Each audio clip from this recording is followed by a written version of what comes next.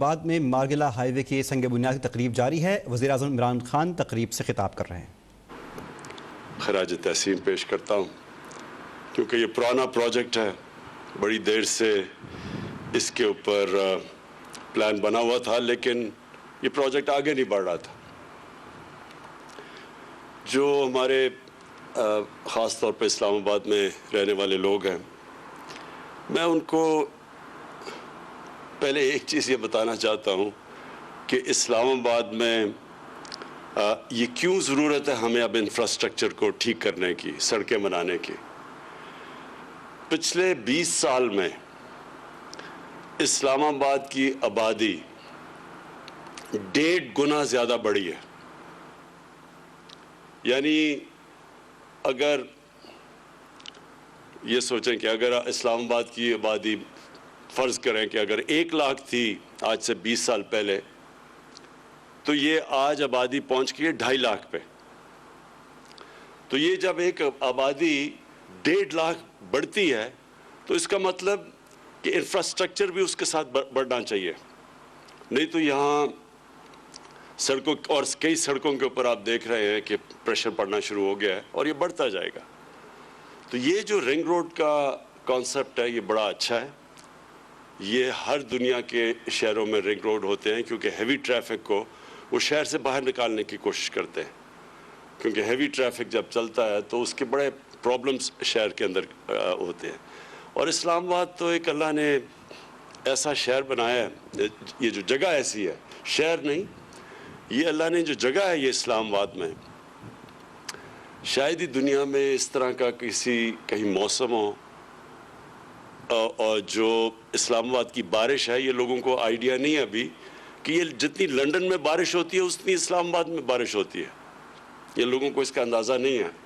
یہ اور بات ہے کہ ہمارے زیادہ تر بارش آتی ہے برسات میں، لیکن یہ جو شہر ہے اس کی خوبصورتی، کیونکہ ہمالیہ کی پہاڑیاں یہاں سے شروع ہو جاتی ہیں، مرغلہ ساتھ ہے، جو اس کے جو موسم ہے اس میں گرمی کم پڑتی ہے، اس کے موسم زیادہ ہیں، اس میں ہرا بہت ہے اسلام آباد۔ تو اس لیے مجھے یہ بھی ہے کہ اسلام آباد کے لوگ خاص طور پہ فکر کرتے ہیں ماحولیات کی، انوائرمنٹ کی، کہ جب بھی آپ کچھ کریں تو ماحولیات کو پروٹیکٹ کیا جائے۔ تو میں پہلے تو یہ ساروں کو اس چیز کا یقین دلوانا چاہتا ہوں کہ اگر پاکستان کی تاریخ میں کوئی بھی حکومت اپنی ماحولیات کی فکر کرتی ہے اور کسی نے کی ہے تو وہ یہ موجودہ حکومت ہے۔ آج تک یہاں درخت کٹے ہی ہیں، کسی نے درخت لگائے نہیں ہیں۔ میں نے انہیں کہا کہ ہمیں بتائیں کہ اب تک جب سے پاکستان بنا ہم نے کتنے درخت لگائے ہیں، تو پتہ چلا کہ صرف ہم نے 60 کروڑ درخت لگائے ہیں پاکستان جب سے بنا ہے۔ اور جو انگریزوں کے بنائے ہوئے جنگلات تھے، بڑے جنگل تھے، یہ چھانگا مانگا یا میاں والی میں کندیاں، بہت بڑا جنگل تھا کندیا میں، پھر چیچا وطنی، دیپال پور، یہاں بڑے جنگل انگریزوں نے بنائے ہوئے تھے، خاص اگائے تھے۔ لیکن افسوس سے کہنا پڑتا ہے کہ ان سب کو ہمارے جب سے پاکستان بنا یہ سارے جنگل بجائے اور ہمیں جنگلوں کے لیے جگہ بناتے اور جنگل اگاتے، انہی جنگلوں کو ہم نے ختم کر دیا۔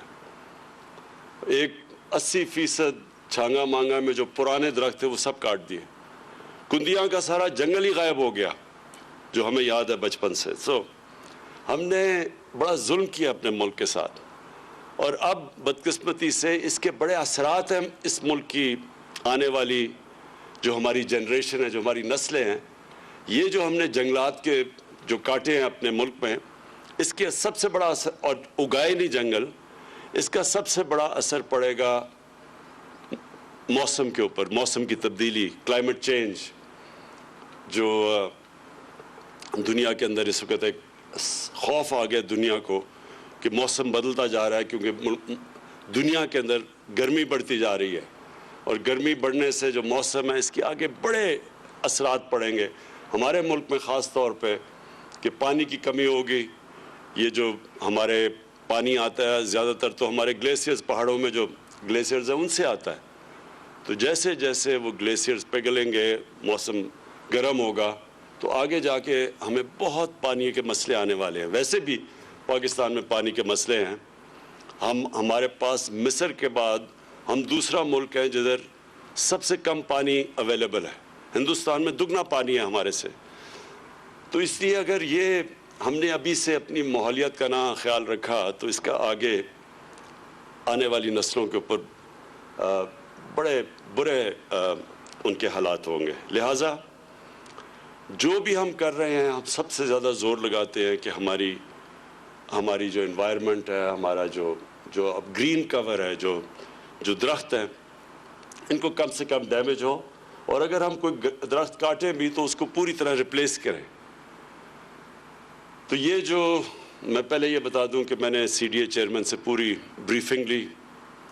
کوئی ایک یہ خدشہ تھا کہ یہ جو نیا رنگ روڈ بن رہا ہے یہ مرغلہ پارک کے بیچ میں سے جا رہا ہے. یہ بالکل غلط ہے. میں نے ساری الائنمنٹ اس کی دیکھی ہے، اس میں کوئی یہ جو، بلکہ اس سے انشاءاللہ ہمارا یہ جو مرغلہ کی نیشنل پارک ہے یہ بچے گی. اور یہ بچے گی کیسے؟ کیونکہ یہ اب یہ جو سڑک ہوگی ایک قسم کی دیوار بن جائے گی کہ اس کے پارک کے اوپر کوئی کسی قسم کی انکروچمنٹ نہ ہو. افسوس سے مجھے کہنا پڑتا ہے کہ ہمارے ہر ایریاز کے اندر جو ہمارے پارکس ہیں ان میں بڑی تیزی سے انکروچمنٹ ہوئی ہے پچھلے 20 سال میں. تو یہ ایک دفعہ یہ جب سڑک بن جائے گی تو یہ ساری جو نیشنل پارک ہے اس کی اس طرف رہ جائے گی، وہ بچ جائے گی.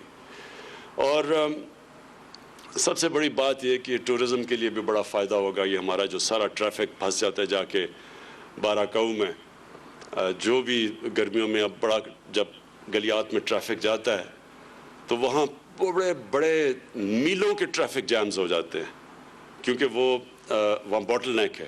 تو اس سے وہ بھی اسے بائی پاس کر جائے گا. وہ بہت بڑا فائدہ ہوگا لوگوں کے لیے اور سہولت پیدا کرے گا. اور ادھر سے بھی جو لاہور سے ٹریفک آ رہا ہوگا، ادھر پیچھے سے پنجاب سے آ رہا ہوگا، وہ بھی سب کچھ بائی پاس کر جائے گا جو اب تک سارا ٹریفک پہلے شہر میں آتا ہے. تو اس سے انشاءاللہ اسلام آباد میں بہت آگے جاتے جس طرح ہماری آبادی بڑھتی جا رہی ہے. یہ جو رنگ روڈ ہے یہ سارے معاملات، یہ جو کنجیشن ہے اس کا انشاءاللہ یہ مسئلہ حل کرے گا.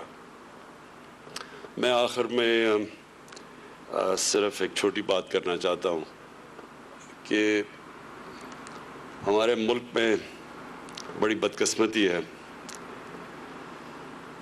کہ کئی دفعہ ہماری پولیٹیکل پارٹیز بھی، کئی دینی جماعتیں اسلام کو غلط استعمال کرتی ہیں اور ایسا استعمال کرتی ہیں کہ اپنے ملک کو ہی نقصان پہنچا دیتی ہیں اور دوسروں کو تو کوئی فرق پڑتا نہیں ہے، لیکن اپنے لوگوں کو ہم اپنے ملک کو نقصان پہنچا دیتے ہیں. اس ملک کے اندر میں آپ کو واضح کر دوں کہ جو ہمارے لوگ ہیں وہ سب نبی صلی اللہ علیہ وسلم سے پیار کرتے ہیں. یہ وہ ملک ہے جو اسلام کے نام پہ بنا تھا، جس کا نعرہ تھا پاکستان کا مطلب کیا، لا الہ الا اللہ. اور میں نے کہیں بھی اس طرح کا اپنے دین سے لگاؤ اور اپنے نبی صلی اللہ علیہ وسلم سے عشق میں نے کسی ملک میں ایسا نہیں دیکھا جو ہمارے ملک میں. تو پہلے تو سب کو ایک بات بتا دوں کہ ہم سب کا مقصد ایک ہے.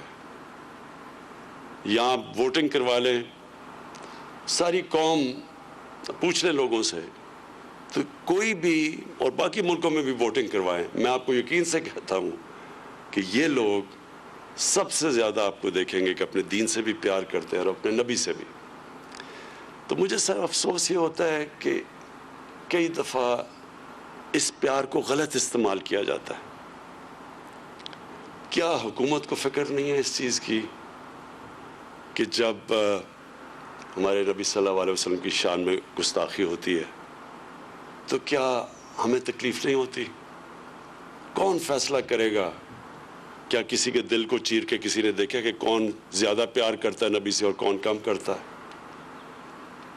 تو یہ اس کو جب استعمال کرتے ہیں غلط طریقے سے، ہم کوئی اپنے دین کو فائدہ نہیں پہنچا رہے. ہم جس ملک میں جرم ہوتا ہے ان کو نقصان نہیں پہنچا رہے، ہم اپنے آپ کو نقصان پہنچاتے ہیں. یہ میں آج آپ کو یقین دلا دوں کہ میرا اپنی قوم سے وعدہ ہے، اپنے لوگوں سے، کہ کوئی بھی پاکستان کی تاریخ میں اگر اس کے لیے دنیا میں کیمپین چلائے گا، اور انشاءاللہ ایک وقت وہ آئے گا کہ کسی کی مغرب کے ملکوں میں بھی لوگوں کو کسی کو خوف آئے گا کہ ہمارے نبی صلی اللہ علیہ وسلم کی شان میں گستاخی کرے. وہ اس لیے کہ اس کے لیے کیمپین کی ضرورت ہے. ہم اپنے یہ ملک میں مظاہرے کر کے توڑ پھوڑ کر کے کوئی فرق نہیں پڑے گا مغرب کے اندر جدھر یہ گستاخی ہوتی ہے، ان کو کوئی نقصان نہیں پہنچ رہا، اپنے آپ کو کر رہے ہیں. لیکن جو کیمپین میں چلاؤں گا، اور انشاءاللہ شروع کر دیا میں نے کیمپین، مسلمان ملکوں کو ساتھ ملا کے